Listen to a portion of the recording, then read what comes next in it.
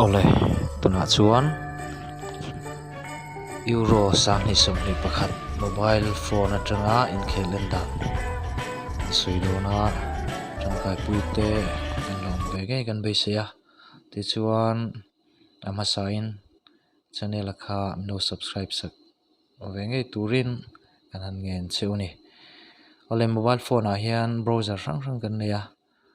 atlang puin Chrome browser hi kan man tlang lo na ni a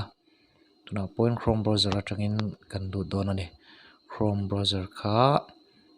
kan click nga Chrome a khan chuan eta Google search bar a khan HNC ti kan type ang HNC ti kan type a ti chuan HNC sports ti lo lang ta HNC sports a khan kan click nga ti chuan link lu na tur kha pani oma noya HNC Sports Live TV for Android APK download APK pira hian kan lutang ti chuan ti hian alo lang ta a download APK tia hian kan click liang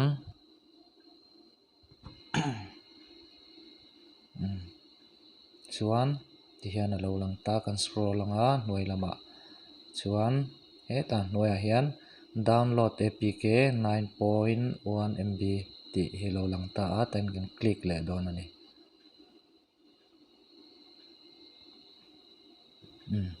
ti chuan hnuai hian ti hian alo inject ta a do you want to download ten tia link alo on ta a do you want to download again a hian okay a heta hian download hi kan click ang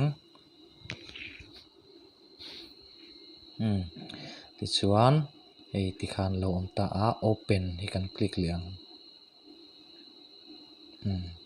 chuan open kan click nu khan ti hian alo lang le ta install kan install don ni reload te kan kha kanga chuan heta tang hian euro tuna an khel mek football khel mek a kha mani phone atangin kan en thei theuh to don ani chuan dan emo open emo dan photang chuan kan back anga kan lut anga heta hian HNC Sports kha application kha kan download ta a chuan application a hian kan lut anga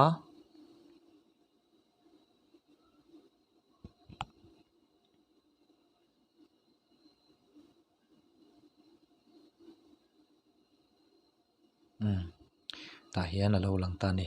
cricket live cricket te po en thei a chuan live football chi hrang hrang en thei ni ta hian ti hian a awma La Liga lamte EPL live te pokha en thei zel dona apps a hi ti hian euro zo po delete mai lo la La Liga lamte po en tur om dona heta hian Euro Cup ti hi kan click le anga okay ang hetain streaming a awma fixtures a awm boka Euro 1 a awma Euro 2 a awm boka Euro live a awm bawk ani ta hian Euro 1 tunah hian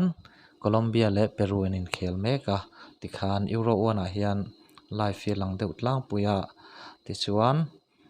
du chuan Euro live a khan kan lut ani chuan ads hi lo awm ve thina ads hi chu kan ti bo mai nga ta hi chuan an la fakarin ve thei tikhan du apiang kha heta tang hian kan en to mai don ani